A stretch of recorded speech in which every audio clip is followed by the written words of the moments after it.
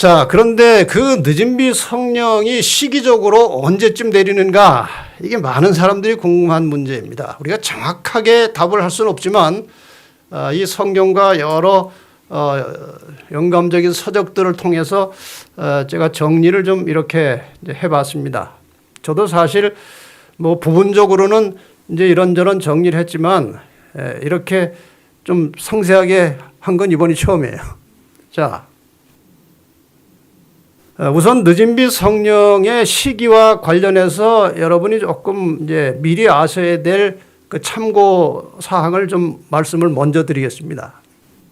첫째로 이 늦은 비 성령은 종말의 시대에 내리는 것이기 때문에 그 시기를 늦은 비 성령의 시기를 연구하려면 종말에 있을 예언적 사건들을 살펴봐야 됩니다. 그래야 상당히 근접한 답이 나와요.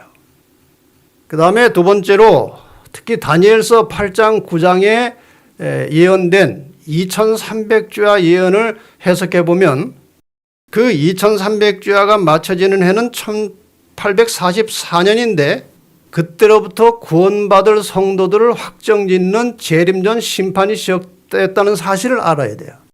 많은 분들이 이 다니엘서 8장 9장에 나오는 이 재림전 심판에 대해서 또 1844년을 해석하고 적용하는 것에 대해서 반론을 많이 제기합니다. 그렇지 않다고. 제가 그렇게 반론을 제기하는 분들에게 이런 부탁을 해봤습니다. 그러면 당신이 2300주에 해석하는 것을 나한테 좀 보여주고 가르쳐 주십시오. 아무도 그렇게 하지 못합니다. 그냥 해놓은 것을 비판은 하는데 한번 해서 답을 달라고 하면은 못합니다. 그러나 우리가 성소에 대한 깊은 지식과 통찰을 통해서 1844년에 성소가 정결해짐으로 그 성소 정결에 의미하는 하나님의 심판이 시작되었다는 것입니다. 그래서 이 1844년은 예언상에 나타나는 2300주야가 끝나는 1844년은 예언상에 나타나는 마지막 연대이기 때문에 그 이후로는 언제라도 예수님이 재림할 수 있는 시기입니다. 더 이상 정해진 연도가 나오지 않아요. 그러니까 1844년 이후로는 언제라도 재림이 가능한 시기에 우리가 살고 있는 것입니다. 그러니까 늦은 비 성령은 1844년과 예수 재림 그 사이에 일어나는 사건입니다. 맞습니까? 그건 정확한 겁니다. 그 사이예요. 그리고 이것은 또 하나의 상당히 중요한 이슈입니다. 선악간의 싸움이 있어서 이 지구 인류의 역사는 선악간의 싸움이죠. 있어서 지구 종말에 있을 중대한 사건은 심판의 기준이 되는 하나님의 계명과 인간의 계명이 대립되고 대치되고 있는 것입니다. 이게 굉장히 중요한 이슈예요. 이것이 충돌하고 대립하는 것입니다. 로마 교회는 하나님의 계명, 이 마지막 시대의 심판의 기준이 되는 하나님의 계명을 변경하거나 삭제해서 교회의 권위를 가지고 하나님의 계명과는 다른 인간의 계명을 만들어 놨습니다. 그러니까 혼란이 온 거예요. 심판을 하려면은 법이 정확해야 됩니다. 심판자는 법을 정확하게 알아야 돼요. 그런데 심판을 받을 사람도 법을 알아야 돼요. 어떤 사람이 이제 교통법규를 어겼어요. 그 경찰한테 적발이 됐어요. 그래서 이제 심판을 받아야 돼요. 근데 내가 그걸 잘 몰랐습니다. 그럼 용서가 됩니까? 그건 모르는 게 죄예요. 마찬가지입니다. 하나님께서 이 마지막 때 이 땅에 오셔서 사람들을 구원해서 데리고 가시는데 아무나 데리고 가시는 것이 아니에요. 나더러 주여 주여 하는 자마다 천국에 다 들어갈 것이 아니오 내 아버지의 뜻대로 행하는 자라에 들어간다고 그랬어요. 그 내 아버지의 뜻이 곧 법이에요. 그게 계명이에요. 그래서 하나님의 백성들은 마지막 때의 심판의 기준이라고 할 수 있는 그 하나님의 법, 계명을 알고 있어야 돼요. 그런데 이 법을 바꾸는 것입니다. 많은 사람들이 혼란스러워하고 있어요. 바꿀 수 없는 법을 인간이 바꾼 것입니다. 그래서 이 로마 교회는 하나님의 십계명이 엄연히 있음에도 불구하고 고쳐서 혹은 삭제해서 다른 법을 만들었습니다. 잘 보세요. 저 노란색으로 되어 있는 것이 문제가 있는 겁니다. 하나님의 십계명의 두 번째 계명에 우상을 만들어 섬기지 말라 삭제했습니다. 왜냐하면 로마 교회는 우상을 만들어서 섬깁니다. 하나가 모자라니까 10째 계명, 하나님의 계명을 잘 보세요. 내 이웃의 아내나 소유를 탐내지 말라 그랬어요. 그걸 2개로 쪼개서 9번째, 10번째를 그렇게 보충해서 10개를 채웠습니다. 그 다음에 중요한 것은 10계명의 4째 계명에 안식일을 기억하여 거룩히 지키라고 했는데 이것을 고쳐서 3번째 계명으로 주의를 지키고 이렇게 해놨습니다. 자, 어디에 맞춰야 됩니까? 그리스도인이 어느 법에 맞춰서 살아야 됩니까? 하나님의 법에 맞춰 살아야죠. 제가 괌에 전도에 갔다가 어느 천주교회 입구에 하나님의 계명을 돌비에 새겨놓은 것을 보게 되었습니다. 이렇게 되어 있습니다. Ten Commandments, 10계명입니다. 왼쪽에 3번째, 제가 지금 말씀드린 게 제가 꾸며낸 것이 아니에요. 왼쪽에 3번째 보세요. Remember to keep holy the Lord's Day, 주의 날, 일요일입니다. 이렇게 지키라고 계명을 바꾸는 겁니다. 바꾸어 놓았을 뿐만 아니라 마침내 이 로마 교회는 이 변경된 인간의 계명을 지키도록 조만간 강요할 것입니다. 이 일이 지금 암암리에 때로는 노골적으로 서서히 진행되고 있습니다. 여기 2014년 7월 5일 미국 폭스 뉴스에서 뉴스로 나온 것 몇 가지를, 한두 가지를 제가 간추려서 전해드리겠습니다. 저기 제류의 서론은 Pope says, 교황이 말씀하시기를, 그거예요. 이런 내용을 했습니다. 교황이 이렇게 말합니다. 일요일에 일하는 것은 가족과 친구 관계에 부정적인 영향을 미치며 인생의 우선순위는 돈이 아니라 사람이어야 합니다. 좋은 말이죠. 이 말의 의미는 무엇입니까? 일요일에 일하지 말라는 것입니다. 일요일에 휴업하라는 겁니다. 그랬더니 이제 그 앵커가 이렇게 설명을 덧붙입니다. 프란치스코 교황은 누구나 일요일을 지켜야 한다고 말합니다. 많은 이들 심지어는 저녁 뉴스까지도 교황의 말에 동조하고 있습니다. 일요일을 지켜야 한다는 말에 동조하고 있습니다. 교황은 가족, 친구 그리고 하나님을 위해 일요일을 보내는 것이야말로 진정한 자유라고 말하고 있습니다.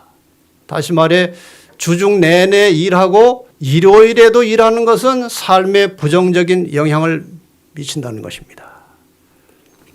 지금은 아주 우회적으로 신사적으로 말합니다. 그러나 언젠가는 이것을 국가적인 법으로 만들어서 강요할 때가 서서히 다가오고 있습니다. 지금 미국에서 나온 책 중에 Sunday is coming, 일요일이 오고 있다, 이런 책들이 많이 나옵니다. 그게 바로 그 말이에요. 일요일을 강제로 휴업시키는 일이 곧 벌어질 것이라는 그런 내용입니다. 자, 이렇게 해서 일요일 강제 휴업 법령을 만들어서 시행할 경우에 어떤 일이 벌어질 것인가? 이런 기록이 있습니다. 매우 임박한 큰 쟁점, 이 큰 쟁점은 일요일 법령을 강요하는 것입니다. 일요일 휴업 법령을.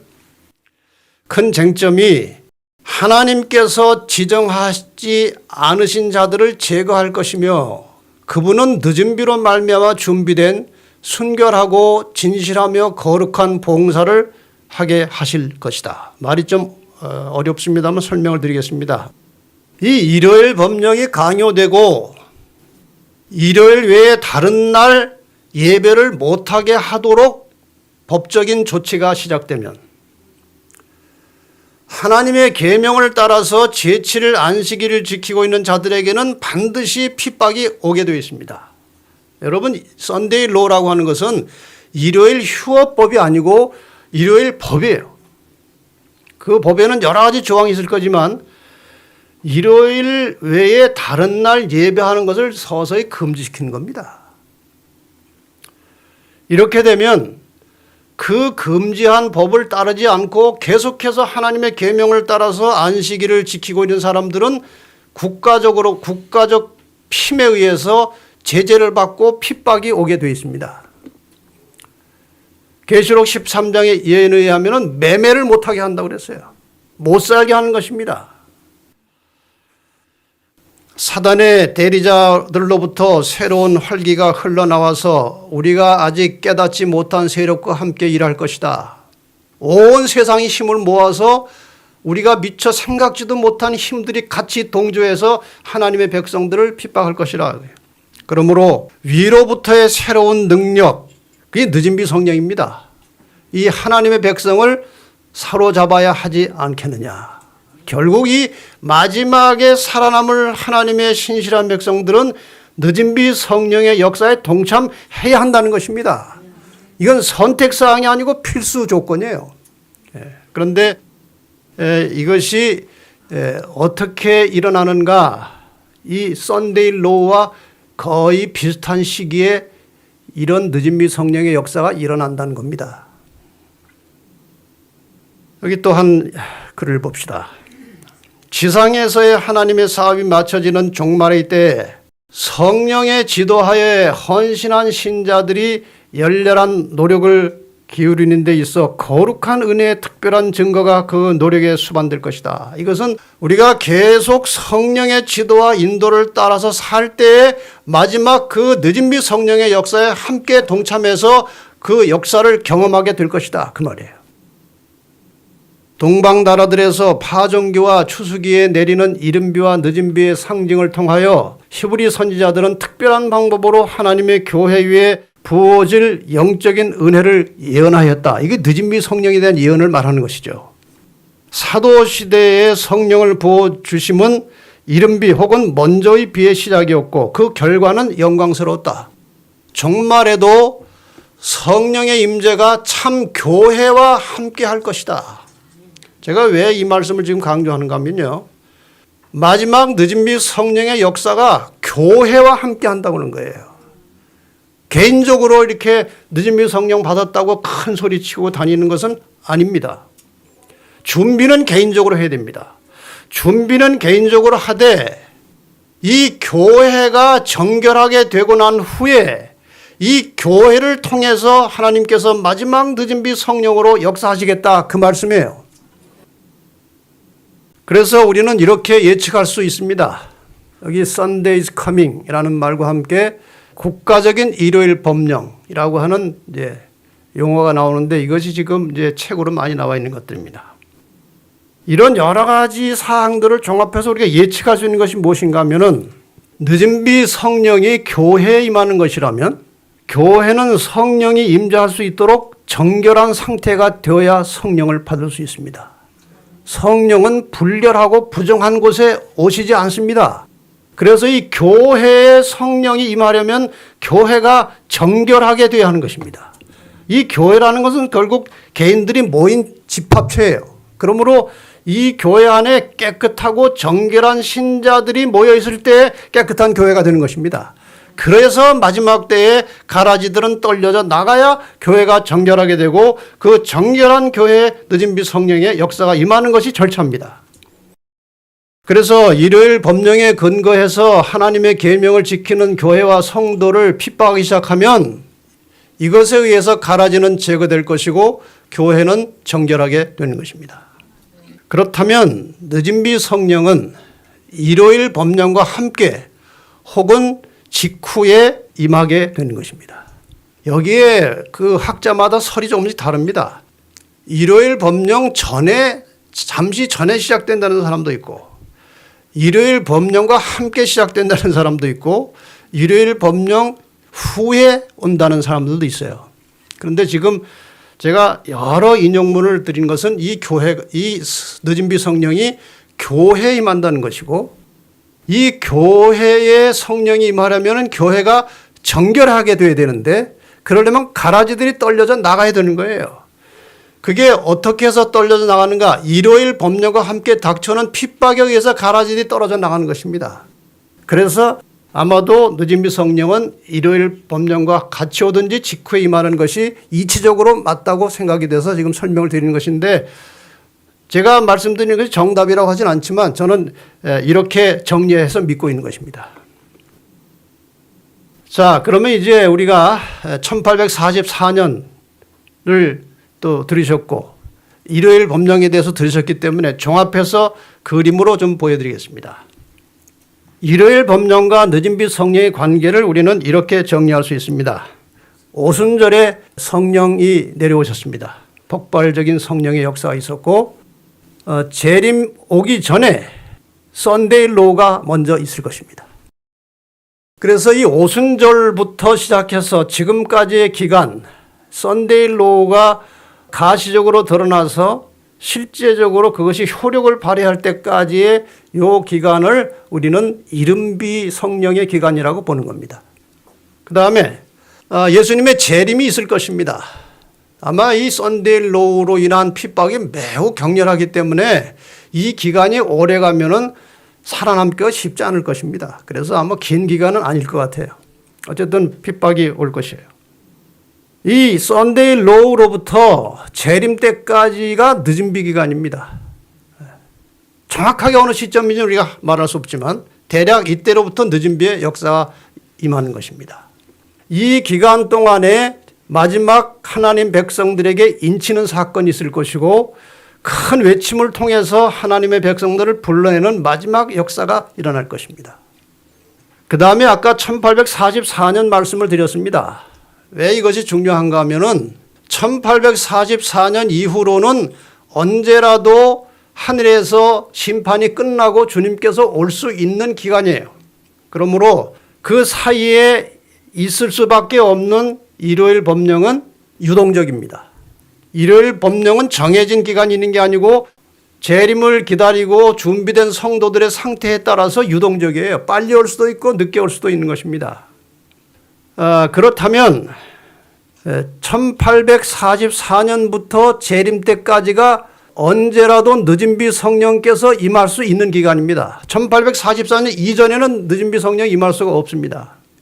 이후에 임하는데 1844년과 재림 사이에 있을 썬데이 로우, 일요일 법령이 효력을 발생하면서부터 늦은비가 시작된다는 거예요. 이것이 전체적으로 지금까지 드린 말씀을 정리한 겁니다. 자, 일요일 법령과 늦은비 성령의 관계에 대해서 기록된 말씀을 하나 보겠습니다. 여기 제가 지금까지 드린 말씀이 이 속의 개념으로 들어있어요.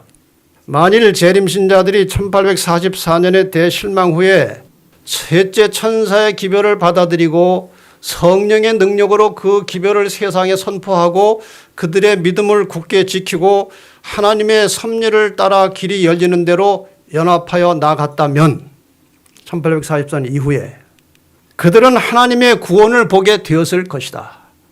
그러니까 1844년 지난 이후에 열심히 지속적으로 뭔가 일어났다면 주님이 오셨을 것이다 그 말이에요. 주님께서는 그들의 노력에 크게 역사하셨을 것이며 사업은 이미 마쳐지고 그리스도께서는 이미 오셔서 당신의 백성들에게 상급을 주셨을 것이다. 그리스도의 강림이 이처럼 지체된 것은 본래 하나님의 뜻이 아니었다. 벌써 오셨어야 된다는 말씀이에요. 근데 왜 이것이 지체되었느냐? 그 지체되는 이유를 이렇게 표현하고 있습니다. 오늘날 우리에게 늦은 비가 내리지 않고 있는 것은 우리 중 극히 소수의 사람들만이 생활의 승리를 경험하고 있으며 참된 경건의 부흥이 너무나 결핍되어 있기 때문이다.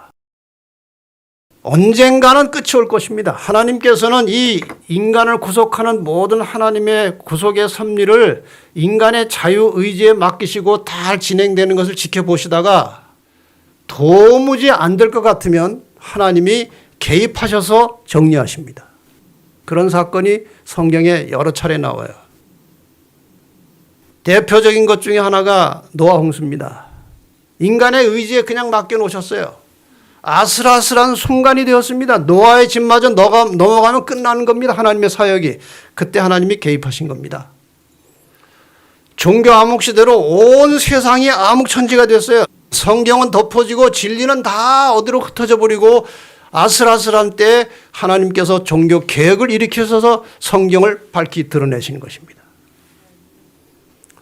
마지막 때에 우리가 준비되지 않아서 지체될지는 모르지만 때가 되면 하나님께서 개입하셔서 역사하심으로 성령은 오실 것이고 그 순간에 자신의 영적인 상태에 의해서 영원한 운명이 결정될 것입니다. 이것이 이제 마지막 때에 이제 우리가 예측할 수 있는 말씀들입니다. 끝으로 늦은 비를 위한 준비 어떻게 해야 될 것이냐. 첫째로 날마다 이른 비의 경험을 통해서 회개와 정결하게 하는 일이 매일 이루어져야 된다는 것이고 늦은 비의 필요를 절실히 개인적으로 느끼고 기도하는 것이고 하나님의 말씀과 계명에 즐겨 순종하는 것이고 영혼 구원에 대한 사명을 가지고 열심히 전도하는 것입니다. 왜냐하면 성령의 핵심적인 역할은 영혼 구원의 능력을 주는 거예요. 그래서 우리는 오늘도 영혼 구원 사역을 하면서 성령의 역사를 개인적으로 경험할 수 있는 것입니다. 그것을 약속하셨습니다. 그리고 사람을 사랑하며 모든 사람들과 화목하게 지내는 것입니다. 이 늦은 비를 위한 준비를 이제 내일 안식일 설교 시간에 좀 상세하게 설명을 드리겠습니다. 끝으로 성경절 하나를 보고 한 이야기를 하고 마치겠습니다. 이사야 55장 2절입니다. 너희가 어찌하여 양식 아닌 것을 위하여 은을 달아주며 배부르게 못할 것을 위하여 수고하느냐. 저는 이 말을 읽을 때마다 마음에 참 부담이 와요. 이 말은 쉽게 말하면 왜 헛수고하느냐 그 말입니다. 내가 지금 20년, 30년, 40년을 신앙을 해왔는데 그 왜 헛수고하느냐 이거예요. 왜 그렇게 뭐가 잘 이루어지지 않느냐 그 말이에요. 나를 청종하라. 내 말대로 살라 이 말이에요. 자꾸 네 생각 섞지 말고 나를 청종하라. 내 말대로 살아봐라. 그리하면 너희가 좋은 것을 먹을 것이며 너희 마음이 기름진 것으로 즐거움을 얻으리라. 어떤 의사가 한국의 의사가 미국에 이민을 갔습니다. 열심히 노력해서 그 좋은 머리로 좋은 능력으로 기술로 유명한 암 전문 의사가 되었습니다. 아주 신실한 신앙을 가진 사람이었습니다. 그런데 이제 돈도 많이 벌고 명성도 있고 하면서 서서히 신앙이 식어진 거예요. 근데 어느 날 서산에 넘어가는 해를 보면서 옛날 생각이 떠올랐어요. 자기가 어릴 때 아버지는 6.25 때 일찍 돌아가시고 어머니와 둘이서 모자원에서 살았습니다. 6.25 전쟁 직후에 우리나라 여기저기 모자원이라는 게 있었어요. 아버지 없는 아이와 남편 없는 어머니가 사는 모자원이 있었어요. 옛날에 저희 살던 집 옆에도 가까이 모자원이 하나 있었어요. 근데 이 어머니가 늘 이제 생계를 해야 되기 때문에 시장에 장사를 하러 나갑니다. 그럼 이 아이는 그 당시 뭐 수업을 오래 하지 않고 오전반, 오후반 있을 때 아닙니까? 수업을 하고 오면 뭐 할 일이 없는 거예요. 그러니까 이제 밖에 나가서 구슬치기, 딱지치기를 하는데 이 아이가 머리가 좋아가지고 같이 구슬치기, 딱지치기를 하면서 다 따먹는 거예요. 그래가지고 나중에 그 같이 하던 아이들이 다 잃어요. 그러면 이제 이쪽에 주머니에 가득 구슬을 담고 딱지를 담고 이래가지고 이제 근데 다 땄는데 이 아이들은 이제 잃었으니까 다 자기 집으로 들어가는 거예요. 자기 엄마한테 가서 이제 밥 먹으려고. 근데 이 아이는 엄마가 아직 안 온 겁니다. 그 시간에. 집에 가야 먹을 것도 없고. 그래서 그 어린 나이에 그때 초등학생 때라고 그래요. 먼 산을 바라보면서 저 아이들은 다 잃고도 갈 곳이 있는데 나는 다 땄는데도 갈 곳이 없구나. 이런 생각과 함께 내가 미국 와서 돈도 많이 벌고 명예도 얻고 인간적으로 많은 것을 다 모았는데 이렇게 살다가 주님이 오시는 그날 갈 곳이 없겠구나. 그런 생각이 드는 것입니다. 그날부로 철저히 회개하고 다시 하나님께 헌신하는 신실한 신앙생활이 시작되었다는 고백을 제가 어떤 카세트 테이프를 통해서 들었습니다. 여러분, 지금 우리가 따모은 것 중에 하늘에 가져갈 것 아무것도 없습니다.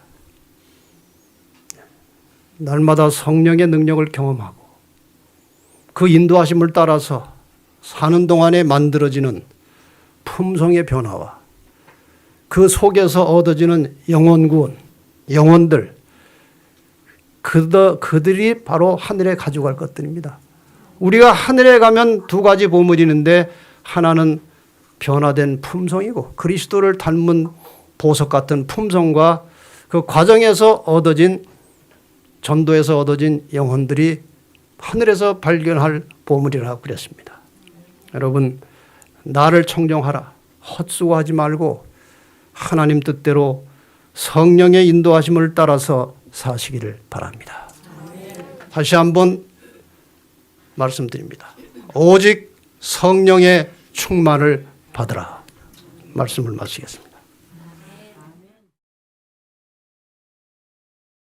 우리가 예수를 믿고 구원받은 이후에 우리의 모든 인생을 주관하시고 지도하시는 성령의 역사를 소홀히 생각하고 때로는 무시하고 외면한 채 살아왔던 우리의 죽은 신앙을 용서하여 주시고 회복시켜 주시옵소서. 하루하루 순간순간 사는 동안에 너희 안에 성령이 없으면 그리스도인이 아니라고 하는 사실을 잊어버리지 말게 하시고 우리의 모든 인생과 하는 모든 일들이 약속하신 성령의 지도와 인도를 따라서 이루어지게 하시고 열매 맺는 인생이 되게 하여 주시옵소서. 우리의 품성이 나날이 주님을 닮기를 원합니다. 그런 열매를 만들어 주시옵소서. 우리의 삶을 통해서 다른 영혼들도 하나님께로 인도되고 구원받게 되는 성령의 역사가 나타나기를 원합니다. 그런 열매를 저희들에게 주시옵소서. 오늘 이 저녁에 성령 충만한 삶을 마음에 결심하고 성령이 오신 것에 대하여 기쁜 마음으로 성전을 떠나가는 우리 모든 사랑하는 가족들에게 순간순간 성령의 역사가 충만히 임하여 주시기를 예수님의 이름으로 간절히 기도하옵나이다. 아멘.